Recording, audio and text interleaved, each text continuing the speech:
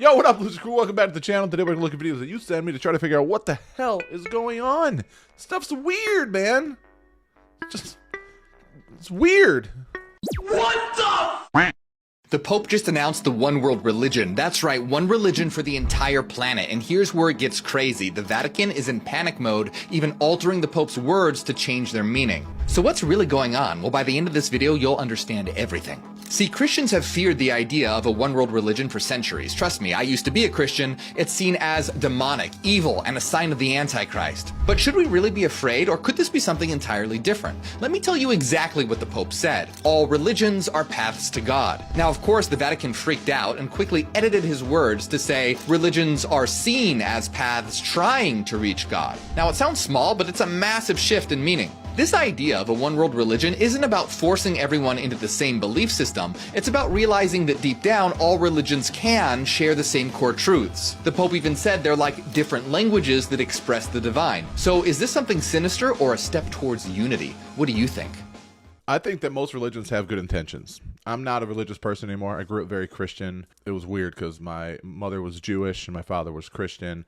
And then later on in my life, my mom got very heavily involved in witchcraft and I became an atheist, and it's just, I've been all over the place, right? And then I got really interested in ancient religions and mythology, and just kind of, from everything I see, there's a lot of similarities across all religions since like the beginning of time, at least the ones that I've studied and looked into. Not all of them are perfect, obviously. Some of them are a little more malicious than others. Some of them are more forgiving than others. But overall, I think that a lot of the core values in all religions are fairly positive, or at least try to be.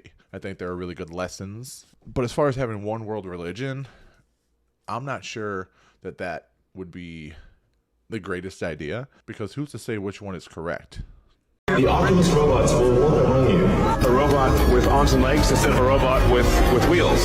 And we've made a lot of progress with Optimus. And as you can see, we started with someone in a robot suit, and then we've progressed dramatically year after year. You're really going to have something spectacular, something that anyone could own. So you can have your own personal R2-D2 C-3PO, buy an Optimus robot for, I think, probably $20,000 to $30,000 once in. Do anything you want. I'm not going to say that I don't find it terrifying that we could have fully autonomous robots living among us, but at the same time, it would be really cool too. I mean, people are obviously going to try to fuck them, right? Like, that's what most people are going to want. They're going to want them to do their dishes. They're going to want them to watch the kids. They're going to want them to cook them dinner, and then they're going to want to fuck them. I mean, we're humans, right? We like to fuck whatever we can, alien or not, robot or not. But as terrifying as the advancement of technology could potentially be, I am all for it. I love it. I grew up in an age where we didn't have computers in our house. We didn't have cell phones. We didn't even have caller ID when I was a kid. Like, you didn't know who was calling. You just had to pick up the phone, and if it was somebody you didn't want to talk to, whoops, one phone in the house, and your parents could be listening in on the other line when you're talking to your friend. So we've come a long way. I'm all for it. It has its ups and downs, obviously, as social media does. We've given basically everyone a platform, and that's not always the best thing in the world. Not everybody deserves one. We all have a right to one, but not everybody deserves one. And I think it's kind of the same with technology, advanced technology. Like, we have to be careful with who we allow to, advance us in those areas, which it kind of sucks because not everybody has the ability to, not everybody has the means or interest to, or the resources to. So at this point, we kind of just have to accept whatever we can from whoever is taking the time and investing the energy and money and resources to developing it. I mean, we don't know if it's the right person for the job until it's too late. So let me know what you think.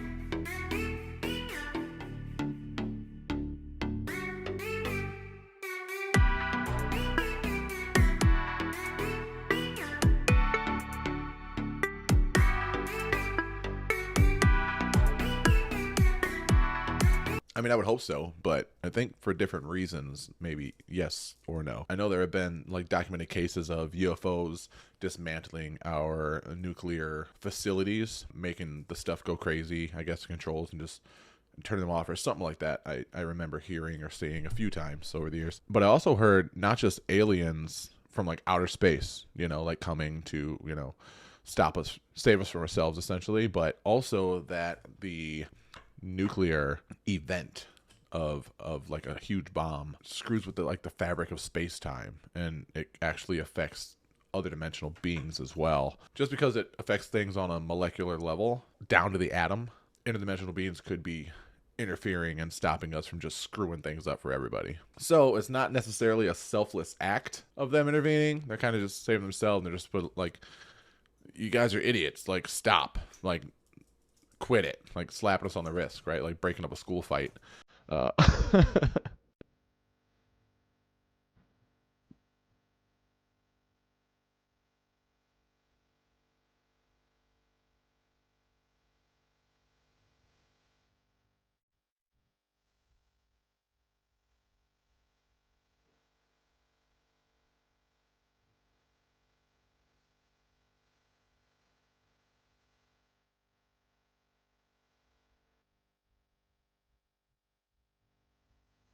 I'm telling you, man. I said it once, I'll say it again. Octopi are aliens. They're so intelligent.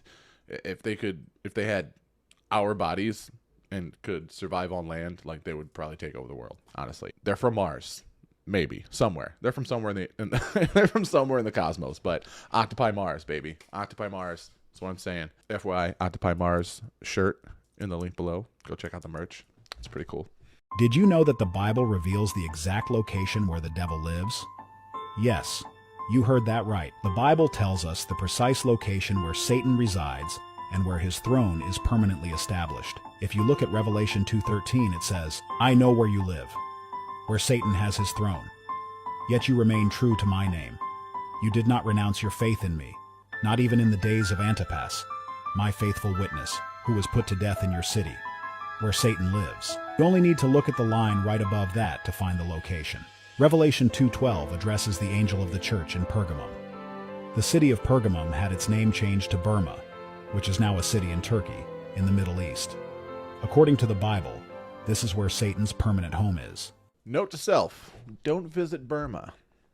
A new whistleblower has come forward with a written report that this person has shared with some members of Congress and with me, and the report is quite extraordinary. It says that there is an unacknowledged special access program called Immaculate Constellation, which is the parent program, is the language used for UAP crash retrieval, reverse engineering, and apparently a very large database of high quality photographs, videos, infrared videos, apparently much more sophisticated documentation of many more UAP encounters than have been released. All right, man. So now we have secretive agencies keeping secrets from other secretive people within those secretive agencies to have like ultimate secrets. Secrets squared.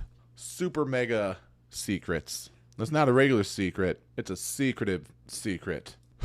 Man, we're never going to know anything, are we? We're just never going to know what the hell is actually going on.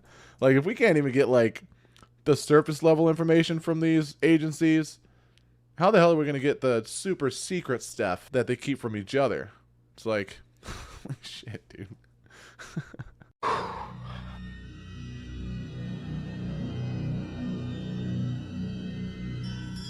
I've been notified of very specific and direct and detailed threats against my, as well as against anybody who may have information, assets, or contact with additional whistleblowers or individuals who are aware of this program.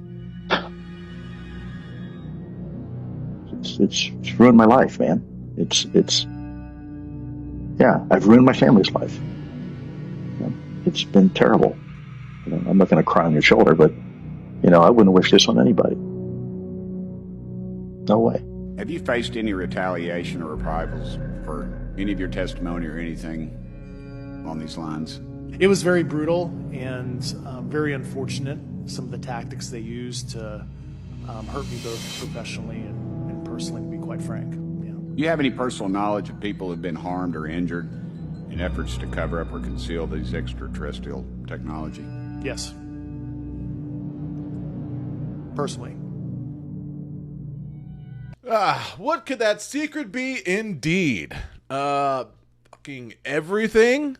Literally everything we watch in all these videos, that the moon is hollow, that the earth is hollow, that the earth is flat, that space is water, that lizard people live in the earth, that Admiral Byrd's testimonies were true, that Atlantis is in the Sahara, that the motherfucking dragons from Westeros are real and they're coming here through a portal that some guy created in his bedroom using Duracell D batteries, a set of paper clips he stole from his office, and a blueprint schematic he stole from the background of one of the episodes of season 3 in Rick and Morty. It's all true, and they can't tell any of us any of it.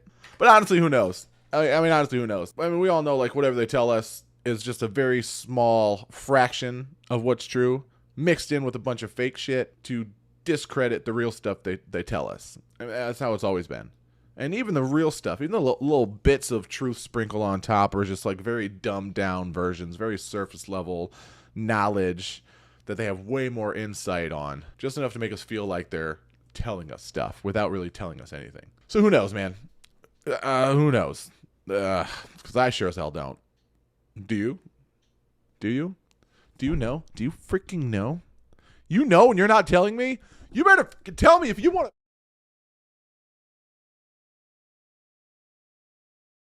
How was the first civilization of mankind so advanced? More than 6,000 years ago, they mapped the stars and constellations in such an accurate way that astronomers today can't explain it. They knew the solar system in detail. They represented it with the sun as a star in the center, and planets revolving around it, with orbits and positions that match with what we know today. And why do these look like DNA sequences? Make it make sense! We're talking before ancient Egypt, before Stonehenge. They gave us the first written language ever. The wheel, the plow. They invented a legal system with courts and jails and records. Their mathematics and measuring of time are still used today. They built these massive things called ziggurat, and in their art we find what look like giants just hanging out with normal people. Like, I want to know. Icing on the cake, their origin remains a mystery. Their language doesn't belong to any of the known linguistic families. We have no clue how they came to be, and how could they know so much? Which has scholars wonder, were they even more developed than us today? Can you guess who I'm talking about? Here's a clue. They were in Mesopotamia, the cradle of civilization. The reason it's called alien reproduction vehicle is that it's based on the study of extraterrestrial vehicles, but it is manufactured by human military intelligence, aerospace contracting arrangements. And this is very important. It means that we, Homo sapiens, have the ability to access this so-called zero-point field of energy, which is the ambient field of energy from which all matter and energy is fluxing, and can access that energy and generate all the power we need to run this planet without fossil fuels or pollution. I've seen copies of inter-office correspondence among defense contractors that openly stated that they felt the technology was a fundamental enabling technology, that it had all kinds of different defense applications, but it also had a lot of serious civilian applications that would be beneficial to humanity as a whole, to the environment. It seems obvious that someone, perhaps a group, maybe some kind of a rogue civilization within our society, has captured the technology. They're exploiting it for their own aims, for their own interests, whatever those might be. There's not a sliver of doubt in my mind that it exists. The storyline basically is that there's a lot of work going on in the aerospace industry that would indicate that we have black projects that have gone even darker. Stefan Marinov was the leader of the European free energy movement. In 1997, he made tremendous strides in the technology. Before he could develop his first prototype, he fell out of a window. Dr. John Mullen, a nuclear physicist, used to work for McDonnell Douglas, one of the largest military contractors in the world. He died of arsenic poisoning in 2004. His girlfriend was originally a suspect, but she was found dead in her apartment shortly after. There are no more suspects, there is no investigation, there will be no trial. Dmitry Petronov invented a plasma battery that powered his home for 14 months. In 2010, he went to a bakery and was never seen again. Zachary Warfield was another inventor who developed his own plasma battery. Warfield visited Petronov to exchange information. That same year, Warfield died in a strange boating accident in Washington, D.C. Eugene Malov was a physicist and expert in cold fusion. He claimed he had a working prototype of a free energy device.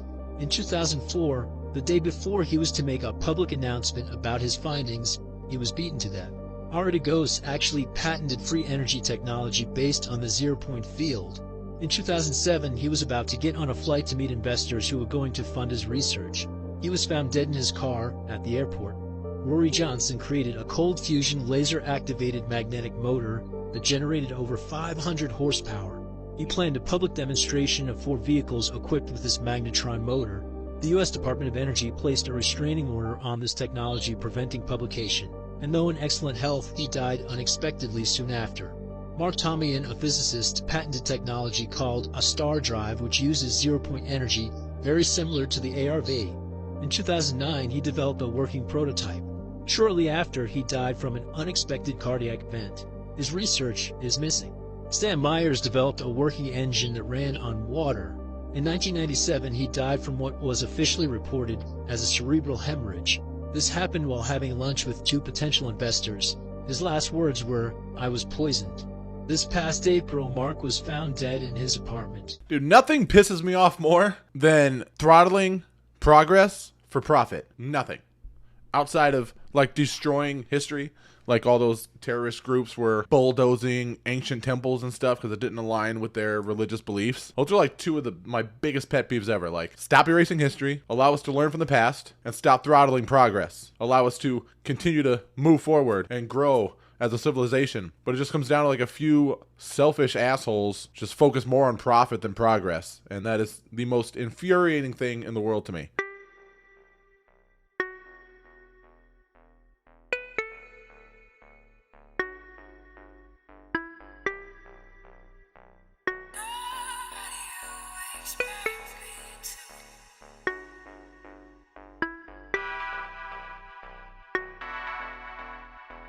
I think Jesus was half human, half alien, and I'll tell you why. In the regular Bible, you discover he's born of a virgin birth. But then in the Apocrypha text, you discover that his grandmother was also born of a virgin birth. When you read the Emerald Tablets of Thoth, you discover that he talks about he developed the ability to incarnate at will on and in any plane that he desires. That's pretty powerful stuff. He's saying he can come back however he wants and when he wants and in any dimension that he wants. He even talks about having rejuvenation chambers, which is what I believe the Serapeum is, located in Saqqara in Egypt, where they would actually create bodies and put bodies in these gigantic megaton stone boxes made of granite and diorite. And then he said that I would transfer my consciousness from one body to the next. He would leave another body in there rejuvenating for 100 years, and he'd come back and get it, and he'd do that over and over again. And that, by that method, he lived through eons. Pretty interesting. So I think maybe they decided to come back to a womb. That's an interesting concept. So makes me think, if I were to break this down to like modern understanding of, let's say, science fiction, right? Let's just say science fiction, because it may be true, it may be possible, but I'm not sure. So we're going to call it science fiction. Big brain shit here. If Jesus were an alien and he had advanced technology, let's say he had the ability to transfer his consciousness and basically was able to, put his consciousness into other vessels or bodies in order to like stay alive, essentially, like through eons, like this guy said. I don't know if you've ever watched the show Altered Carbon on Netflix. Season 1 was pretty awesome, but basically they did that. They transferred consciousness from people into other bodies, and it's a really good show. The plot's really cool and stuff, but that's why that popped up in my head, because I feel like most of the stuff we see in movies and stuff right now is possible or about to be. So yeah, cool. Jesus was an alien. Sick. Makes sense, I guess. Let us project our present knowledge with a little imagination and speculate on how satellites might be used in future operations from a worldwide weather center. This is the master control room. Electronic maps and view screens display up-to-the-minute pictures of the weather around the Earth. Every hour, reports are automatically received from all points at sea, on land, and in the air. 22,000 miles out in space, 3 robot satellites train their sensitive television eyes on all parts of the Earth. These pictures are monitored on viewing screens in the Weather Center.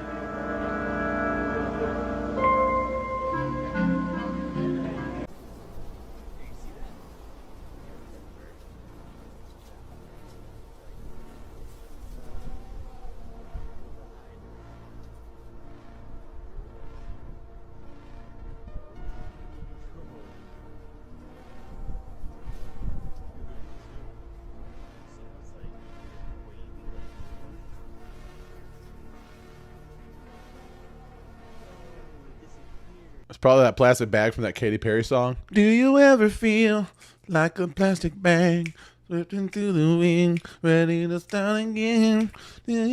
That's it. She just she saw a fucking angel and thought it was a plastic bag. What's wrong with me? I have 2 words for you. Immaculate Constellation. So apparently a government official, a whistleblower, is claiming that the government, the Pentagon, is hiding a cluster of UFOs or UAPs, whatever you want to call it, right? Nowadays, they just keep changing the names. Every year is the same thing. UFOs, UAPs, aerial phenomena, whatever. They're hiding a cluster of UFOs. They have orbs, discs, spheres, ovals, tic-tacs, triangles, and so on. They are hiding a cluster of UAPs from the public. And I've been telling you guys that this is it's been going on for decades. But yet nobody wants to believe that the government can actually hide UAPs, UFOs. Nobody wants to believe that these things flying all over the place are man-made UFOs from the one and only, the Pentagon. The Pentagon has little secrets now. I mean, not just the Pentagon. You got the Lockheed Skunk Works, you got JPL, you got Boeing, EG&G, Raytheon, and so on. All of these black sites have extraterrestrial technology, and we've been using it for decades. There you have it. The government, the top secret projects that everybody talks about, right? The Pentagon, they've been hiding all of these immaculate constellation of man-made UFOs. Don't know how long we'll be stuck up here, but my God, it is terrifying. Thrusters in our return shuttle are non-responsive. Had a man on board when we made the reevaluation, but thank God he was suited up, and we managed to pull him back into the ISS. Plenty of food here, but oxygen is lower than we'd like with as many of us as we have up here. From what I'm hearing, we may be up here until early to mid 2025. We'll stick it out as best we can and tell my wife I love her. You know, being an astronaut, you think you've seen it all, but I'll tell you, the only thing scarier than being in space is being in space without a definitive way back home. This is what they don't tell you about the construction of the Great Pyramid. Over 2.3 million blocks of stone are in the pyramid, which weighs out to a staggering 6 million tons. The strangest part is that some of the granite blocks were quarried from a mysterious place called Aswan, which is 535 miles away from the pyramid. This is about a 10-hour car ride or a 10-day walk. How could the ancient Egyptians have possibly transported multiple granite blocks weighing 50 to 80 tons each for this distance? Not only that, but why would they choose an area over 500 miles away? Something does not add up. Listen, the moon. Okay, it's actually a gigantic egg. Okay, I'm talking about a cosmic egg from a ancient interdimensional creature that's been lying dormant for millions of years, just waiting to hatch. NASA and every other space agency know about it. The moon landings, they weren't just about exploration. They were recon missions sent to gather data on this creature's growing power. Mm-hmm. The so-called moonquakes, saying scientists keep talking about, those are not quakes. Mm-hmm. They're the creature stirring inside its shell, slowly waking up. This thing is massive. When it finally hatches, it's going to be larger than Earth, like a cosmic beast capable of swallowing entire planets. Ancient civilizations knew about this. That's why so many of them worship the moon as a god. Look, NASA built massive underground bases on the far side where they've been studying the creature's heartbeat, trying to prepare for the inevitable. You know what would be absolutely nuts? Just a thought. In the Bible, doesn't it talk about, like, the end days, a giant dragon with a swipe of his tail would knock out like a third of the stars from the sky? What if the moon was the egg that dragon was, like, growing inside of? And then when that egg hatches, it's the end. It's the end. Maybe that's the giant revelation cosmic dragon egg. Sheesh! That's kind of terrifying to think about, but it's the first place my mind went. This entity is more evil than Satan. The Book of Enoch reveals fallen angels called the Watchers, and what they did is shocking. And stay until the end because I'm going to reveal the worst entity of all. 200 angels fell, with names like Semyaza, Azazel, Armaros, and Sariel. Azazel taught humans to make weapons, armor, fashion, and makeup. He even revealed the eternal secrets of heaven. Some claim that Semyaza, their leader, was worse than Satan because he not only led the angels in rebellion, but also triggered God to flood the world. But did you know that there's a second Book of Enoch? And it changes everything. It tells us that the number of Watchers wasn't 200, but 2 million, and they were actually led by Satanael, Satan, before his fall. So here, Satan was still the worst. But think about this. These fallen angels wanted to enlighten humanity. Azazel revealed heaven's secrets, and Satan encouraged humanity to eat from the tree of knowledge, yet God destroyed almost every human being simply for seeking wisdom. So who's more evil than Satan? God. While the fallen angels wanted to teach, God chose destruction. Who do you side with? Honestly, I'm not going to touch that one. I'll probably piss a lot of you guys off. But looking at it that way, play the devil's advocate here. I love learning. I love wisdom. I would hate to get in trouble for wanting to learn more. If you look at it in that sense, it's kind of like the whole conspiracy theory thing, right? Like, look at the government as like God punishing us for wanting to seek more knowledge, and we're the devils. We're the bad guys for wanting to learn more about things that we're told we shouldn't know about. I said, I'm playing the devil's advocate here. Don't hate me. I'm not talking shit about God here. I'm just trying to put this into perspective to kind of get on this guy's way of thinking. But I don't know, it's kind of, man, I don't know, something to think about.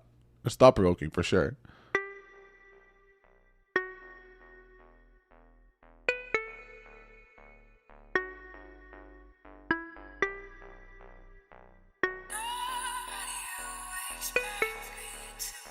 That was fucking weird. Kind of looked like he was checking him for a wire before he like said anything to him. Like whatever he said in his ear.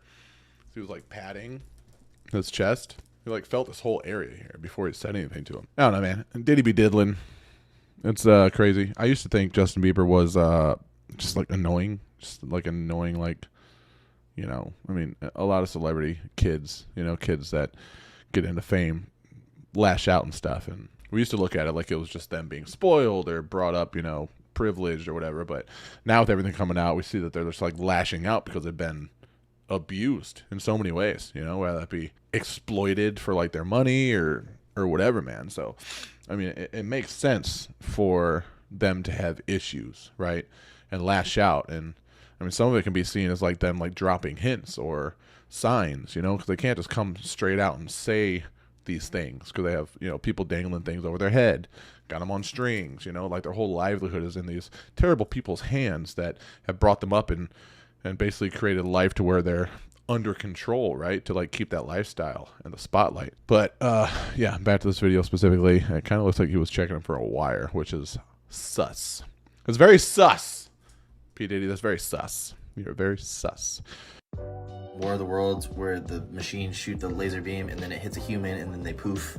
My theory was they use that beam to resonate your entire body and then it breaks like an opera singer singing into the glass. Well, we have research now, and apparently that's possible. According to the CIA, it can be used to bounce your consciousness out of your physical sheath. So the goal is to get everything in your body resonating at the same frequency. You're in a meditative state and you achieve this, you can change the entire resonance pattern of your whole body. First, you have to remove the bifurcation echo.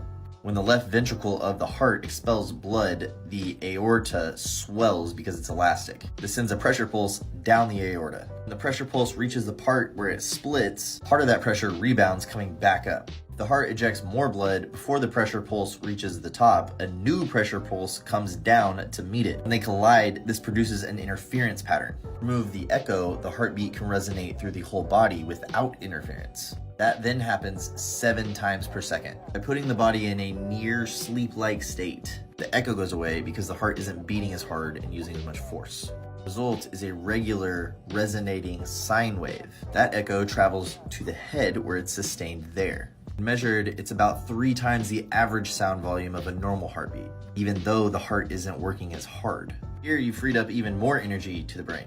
What else resonates at 7 cycles per second? I just picture like when it comes down to it and they're like blasting us, civilians fighting back with those damn frequency rays, messing with our consciousness. The only people that are gonna be able to fight back are the hippies, like on the beach with those damn bowls that like it's like bing, and then they like they take the little wooden thing and they like stir the outside of the bowl and it makes like that resonating woo, that like everyone like sitting there and like meditates to. That's like our only line of defense, or all the fucking miserable hippies on the beach that drive me nuts. If you're a hippie on the beach, I'm sorry. I live in Florida and it's a lot.